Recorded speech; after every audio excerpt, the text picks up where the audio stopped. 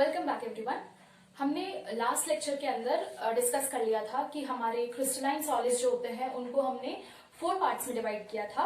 उनको डिस्कस करना भी रह रहा है, ठीक है ना। तो हमने उनको 4 पार्ट्स में कौन कौन से पार्ट्स में डिवाइड किया था? Molecular solids, ionic solids, metallic solids and covalent solids. फिर हमने देख लिया था कि डायपोल क्या होता है, डायपोल मूवमेंट क्या होता है, पोलर नॉन पोलर मॉलिक्यूल्स कौन कौन से होते हैं। फिर हमने डिफरेंट टाइप के केमिकल फोर्सेस देखे थे, जिनके अंदर हमने मेजरली पढ़ा था van der Waals forces of attraction. Van der Waals forces of attraction को हमने 3 टाइप्स में डिवाइड किया था। डायपोल डायपोल इंटरेक्शन, वो किसके बीच में होते हैं? पोलर पोलर मॉलिक्यूल्स के बीच में होते हैं। फिर हमने देखा था डायपोल इंड्यूस डायपोल इंटरेक्शन किसके बीच में होते हैं? पोलर और नॉन पोलर मॉलिक्यूल्स के बीच में। फिर हमने देख लिया था इंड्यूस डायपोल जिसे हमने लंडन फोर्सेस भी बोला था, वो किनके बीच में होते हैं? नॉन पोलर के बीच में। एक रह गया था हमारा हाइड्रोजन बॉन्ड। जो हाइड्रोजन बॉन्ड होता है वो एक टाइप का डायपोल डायपोल इंटरेक्शन ही होता है, ठीक है ना। तो उसके अंदर क्या होता है? डायपोल डायपोल इंटरेक्शन कैसे होगा? क्योंकि हमारे यहाँ पे जो पोलर मॉलिक्यूल्स हैं, यहाँ पे जो हाइड्रोजन बॉन्ड के अंदर जो पोलर मॉलिक्यूल होता है उसके अंदर एक होता है हाइड्रोजन और दूसरा एटम, एक एटम तो हमारा हाइड्रोजन हो गया, दूसरा एटम जो होता है वो बहुत इलेक्ट्रोनेगेटिव एटम होता है। जनरली वो कौन कौन से एटम्स हैं? फ्लोरीन, ऑक्सीजन और नाइट्रोजन, जिन हम जो हाइड्रोजन बॉन्ड फॉर्म करते हैं। तो जैसे कि सोचिए हमारा एक मॉलिक्यूल है HF, हमें पता है ये एक पोलर मॉलिक्यूल है। अब इसके अंदर जो मोर इलेक्ट्रोनेगेटिव एटम है कौन सा है? फ्लोरीन है। तो एक मॉलिक्यूल का इलेक्ट्रोनेगेटिव एटम दूसरे मॉलिक्यूल के हाइड्रोजन एटम के साथ जो बॉन्ड बनाता है उसे हम हाइड्रोजन बॉन्ड बोलते हैं। ये सब केमिकल बॉन्डिंग के अंदर हम बहुत अच्छे से वापस से पढ़ने वाले हैं, पर यहाँ पे एक छोटा सा आइडिया देने के लिए हमने देख लिया, ठीक है ना। तो हाइड्रोजन बॉन्डिंग में समझ आ गया। अब हम बात करते हैं, वापस अपने टॉपिक पे आ जाते हैं कि मॉलिक्यूलर सॉलिड्स। अब मॉलिक्यूलर सॉलिड्स के हमें पता है कॉन्स्टिट्यूएंट पार्टिकल्स क्या होते हैं हमारे मॉलिक्यूलर सॉलिड्स के? क्या होते हैं? मॉलिक्यूल्स, ठीक है ना कहीं हमने इनमें एटम्स भी देखे हैं। मॉलिक्यूलर सॉलिड्स जो बनाते हैं वो कुछ एटम्स, कॉन्स्टिट्यूएंट पार्टिकल्स, कभी कभी एटम्स भी आ जाते हैं, तो वो देखेंगे वो कौन से होते हैं। तो मॉलिक्यूलर सॉलिड्स को भी हमने 3 पार्ट में डिवाइड किया है। तो उसका फर्स्ट है नॉन पोलर मॉलिक्यूलर सॉलिड्स। क्या है first part? Non polar molecular solids. तो नॉन पोलर मॉलिक्यूलर सॉलिड्स के अंदर आपको जैसे नाम से पता चल रहा है कि इसके बीच में जो अपने मॉलिक्यूल्स हैं वो कैसे होंगे? नॉन पोलर मॉलिक्यूल्स कैसे होंगे? नॉन पोलर मॉलिक्यूल्स के बीच में होगा, नॉन पोलर मिलके बनाएगा ये सॉलिड, ठीक है ना। अब इनके बीच में जो अट्रैक्शन फोर्स होगा वो कैसा रहेगा? हमने देखा कि नॉन पोलर मॉलिक्यूल्स के बीच में जो इंट्रैक्शंस हैं वो कैसे हैं? इंड्यूस डायपोल या फिर London forces.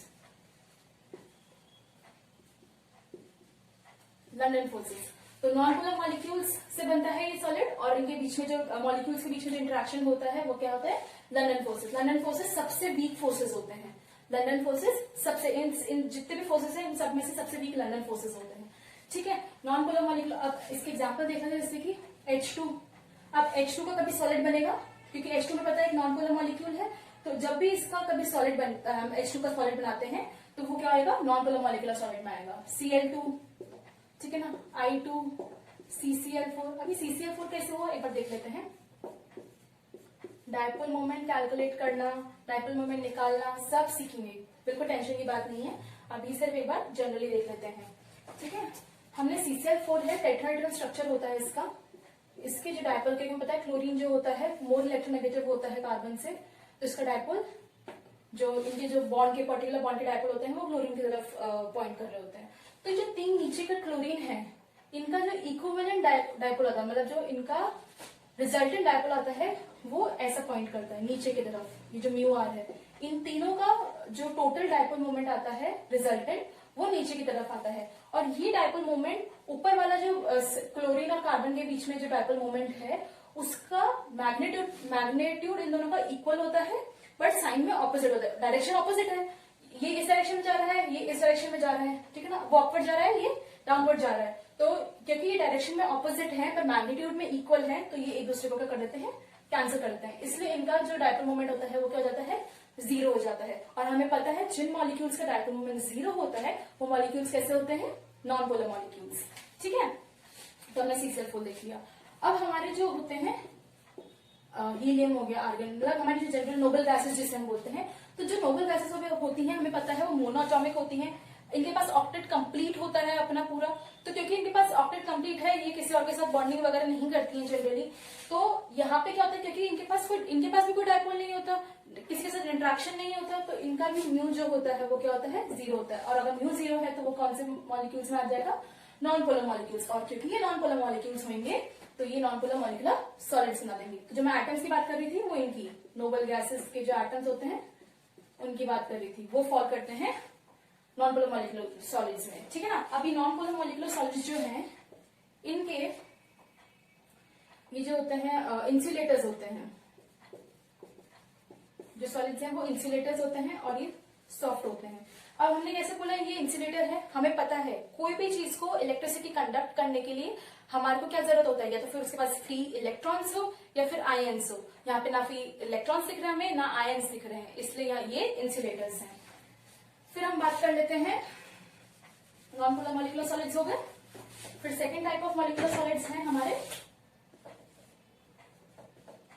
Polar molecular solids.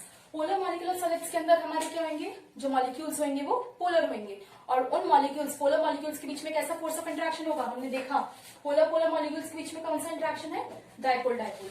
तो कैसा होगा फोर्स ऑफ अट्रैक्शन, क्या होगा dipole dipole force of attraction, और ये पोलर मॉलिक्यूल से बना होगा ये सॉलिड, ठीक है। एग्जाम्पल HCl का सॉलिड बनाएंगे आप कभी, SO2 यहाँ म्यू क्या है 0 के बराबर नहीं है, इसलिए ये पोलर मॉलिक्यूल्स हो गए। और ये भी इंसुलेटर्स होते हैं, सॉलिड फॉर्म में इंसुलेटर्स होते हैं, क्योंकि यहाँ पे फ्री आयंस या फिर फ्री इलेक्ट्रॉन्स नहीं है, ठीक है ना, इंसुलेटर्स होते हैं ये। पर कंपैरेटिवली इनका मेल्टिंग या फिर बॉइलिंग पॉइंट जो है वो हाई होता है। हाई किससे होता है, कंपैरेटिव स्टडी कर रहे हैं यहाँ पे, high comparatively non polar molecular solid से हाई होता है। वैसे तो लो ही बोला जाएगा, जो मॉलिकुलर सॉलिड्स होते हैं उनका जो मेल्टिंग बॉइलिंग पॉइंट होता है, क्योंकि वॉन डर वाल फोर्सेस है, वीक इंटरेक्शन फोर्सेस है, तो लो होते हैं कंपैरेटिव स्टडी के हिसाब से। पर जब हम यहाँ पे इन दोनों के बीच में कंपैरिजन कर रहे हैं नॉन पोलर और पोलर मॉलिकुलर सॉलिड्स के अंदर, क्योंकि ये पोलर है तो थोड़ा स्ट्रॉन्ग हो जाएगा, वहां पे हमारे पता है चार्जेस आ रहे हैं, सेपरेशन हो रहा है, चार्ज सेपरेशन हो रहा है, चार्ज का फॉर्मेशन हो रहा है, तो जो चार्जेस के बीच में जो इंटरेक्शन है वो थोड़ा ज्यादा स्ट्रॉन्ग होगा, ठीक है ना। तो इसलिए हमारे डायपोल डायपोल इंटरेक्शन है वो इंड्यूस्ड डायपोल इंटरेक्शन से स्ट्रॉन्ग होते हैं, क्योंकि ये पोलर मॉलिक्यूल्स के बीच में होते हैं। फिर हम बात कर लेते हैं पोलर मॉलिकुलर सॉलिड्स देख लिया। फिर हमारा जो थर्ड टाइप का होता है मॉलिकुलर सॉलिड्स वो होता है hydrogen bond molecular solids. Hydrogen bond molecular solids कैसे होंगे, जिनके बीच में हाइड्रोजन बॉन्ड होगा। अभी हमने डिस्कस किया ना ऐसे मॉलिक्यूल्स जिनके बीच में हाइड्रोजन बॉन्ड होगा, तो कौन कौन से हो सकते हैं, HF हो सकता है, H2 हो सकता है, NH3 हो सकता है। तो ये हमारे हाइड्रोजन बॉन्ड मॉलिकुलर सॉलिड्स हो गए। फिर हम बात कर लेते हैं मॉलिकुलर सॉलिड्स,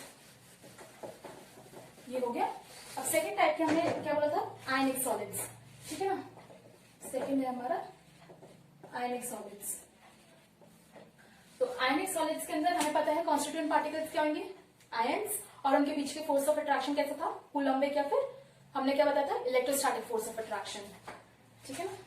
दो आयंस है, इनके बीच का जो फोर्स ऑफ अट्रैक्शन है वो कौन इलेक्ट्रोस्टैटिक फोर्स ऑफ अट्रैक्शन है, और याद है। तो आयनिक सॉलिड्स के अंदर हमने देखा था NaCl, ZnS, फिर हमने देख लिया MgO। तो ये सब हमने आगे ना अभी जो पूरा चैप्टर पढ़ने वाले हैं तो इनको डिटेल में डिस्कस करेंगे। तो मतलब ये आयनिक क्रिस्टल्स हैं ये हमारे, ठीक है ना। तो ये जो सॉलिड, ये जैसे NaCl का जो क्रिस्टल है वो एक आयनिक सॉलिड है, ZnS का, MgO का, ठीक है ना। अब एक चीज, ये बहुत इंपॉर्टेंट चीज है और समझने वाली चीज है, NaCl सॉलिड स्टेट के अंदर जब वो सॉलिड प्योर सॉलिड होगा जब NaCl का, तो वो इंसुलेटर होगा, जबकि NaCl को जब आप वाटर में मिला देंगे, जैसे मैं एक्वस NaCl बोलूं, तो वो कंडक्टर होगा, ठीक है ना। या फिर मैं NaCl मोल्टन स्टेट में बोलूं तो वो भी कंडक्टर होगा। अब मतलब क्या है इनका, जो मेरा NaCl है सॉलिड स्टेट में, मैंने क्या बोला, आयंस का प्रेजेंस, मतलब आयंस जो आयंस है उनकी प्रेजेंस होना कंपल्सरी नहीं है, आयंस का फ्री होना कंपल्सरी है, इलेक्ट्रॉन्स का फ्री होना कंपल्सरी है अपनी इलेक्ट्रिसिटी कंडक्ट कराने के लिए।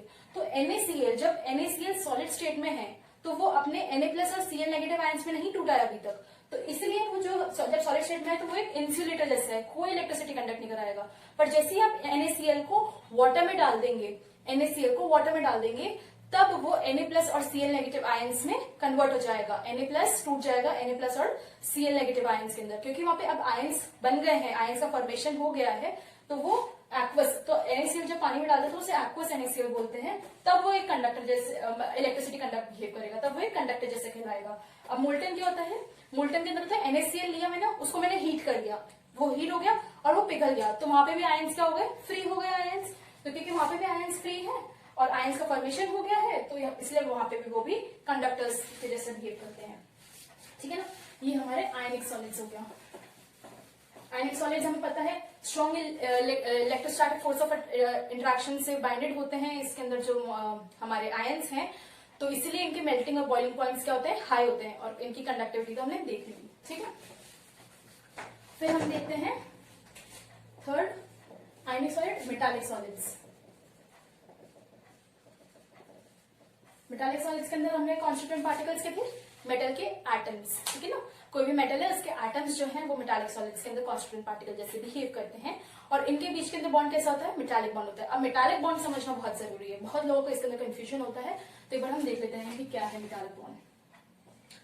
सोचिए मैंने एक आयरन की रॉड ली, इसके अंदर ये आयरन के एटम्स प्रेजेंट है। अब मेटालिक सॉलिड समझाने के लिए एक मॉडल आता है, इलेक्ट्रॉन सी मॉडल।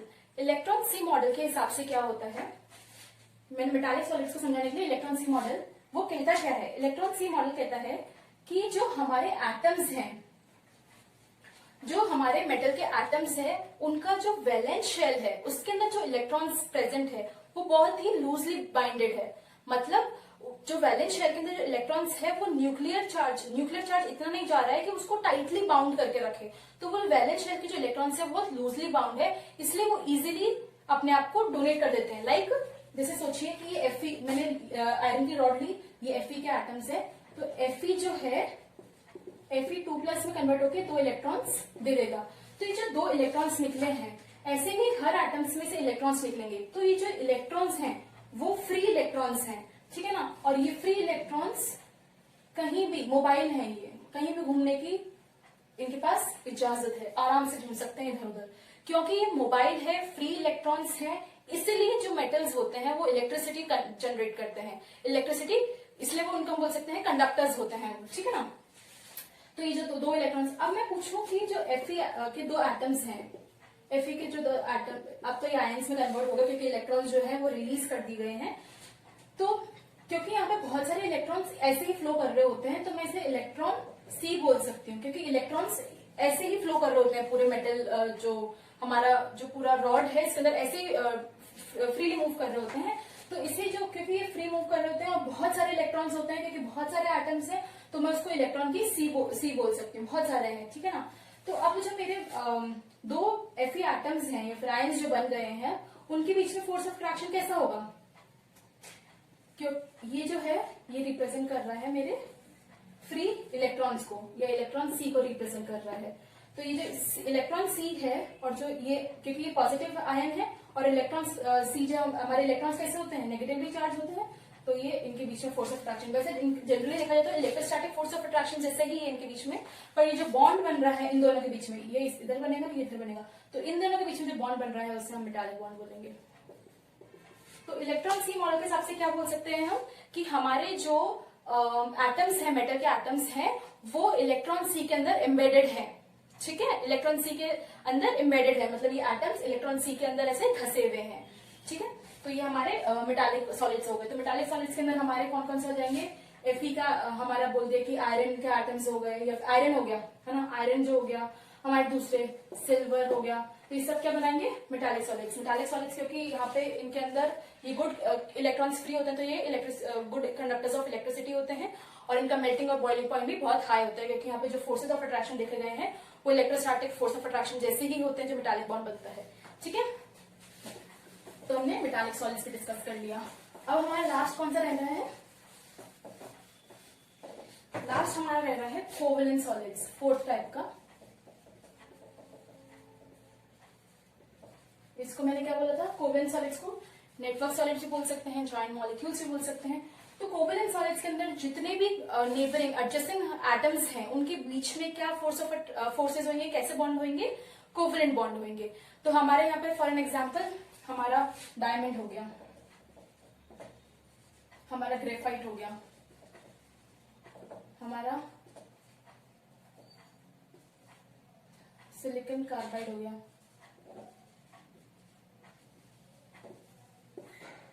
अब देखिए मैं आपको समझाती हूँ कैसे होगा ये।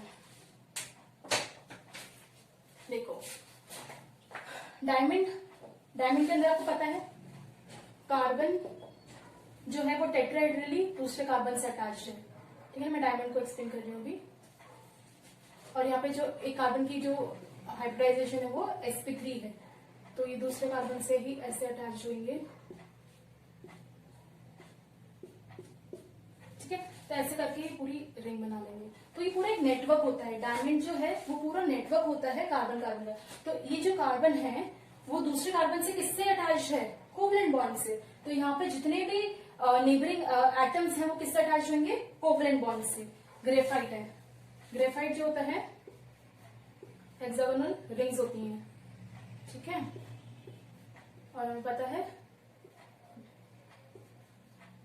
ग्रेफाइट जो होता है ये कार्बन एटम है ग्रेफाइट में, जैसे कि सोचिए ये कार्बन एटम है, तो इसकी नेबरिंग किससे अटैच्ड है, एक कोवलेंट बॉन्ड ये, दूसरा ये, तीसरा, तो एक कार्बन एटम ये, दूसरा कार्बन एटम ये, तीसरा ये, तो ये वाला कार्बन sp2 हाइब्रिडाइज होता है।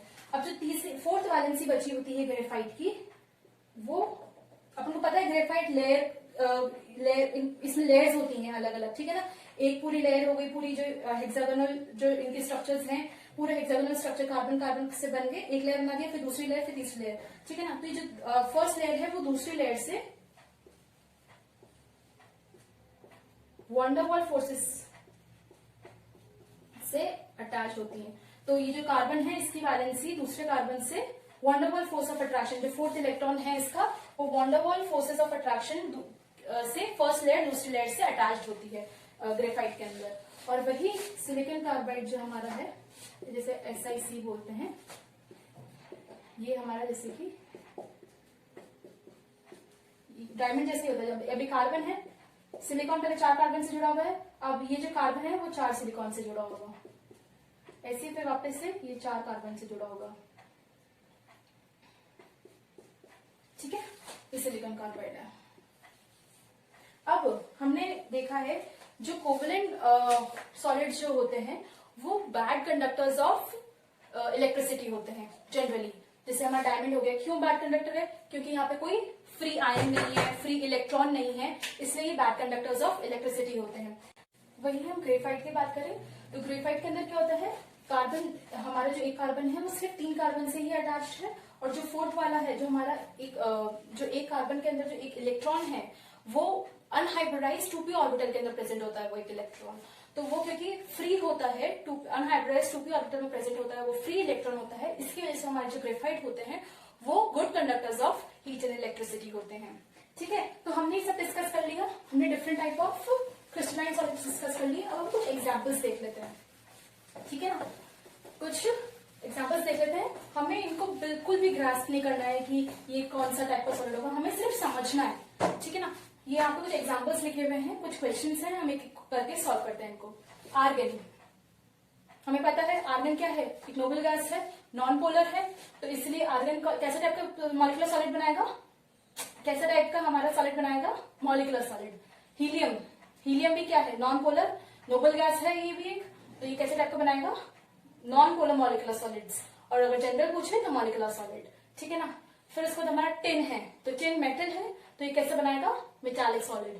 फिर हम बात करते हैं H2, ये सब है, ये सब कैसे हैं, सब नॉन पोलर मॉलिक्यूल्स हैं, तो नॉन पोलर मॉलिक्यूल्स है तो नॉन पोलर मॉलिक्यूलर सॉलिड्स बनाएगा, या फिर हम इनको जनरली बोल सकते हैं मॉलिक्यूलर सॉलिड्स। फिर SO2 पोलर मॉलिक्यूल है, तो ये कैसे बनाएगा, पोलर मॉलिक्यूलर सॉलिड्स। फिर उसके बाद Fe क्या है, हमारा मेटल है। रुपीडियम, वो भी हमारा क्या है, मेटल है, तो ये कैसे सॉलिड्स बनेंगे, मेटालिक सॉलिड्स। फिर SiO2 क्वार्ट्ज जिसे हम बोलते हैं, तो इसका स्ट्रक्चर कैसा होता है,